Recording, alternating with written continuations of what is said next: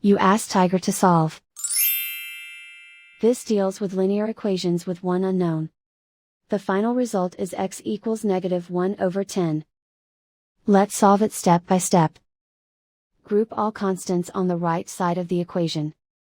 Add 3/10 to both sides. Combine the fractions. Combine the numerators. Reduce the zero numerator.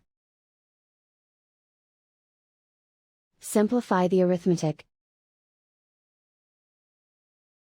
Find the lowest common denominator. Multiply the denominators.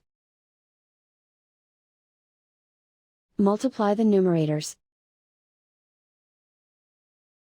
Combine the fractions.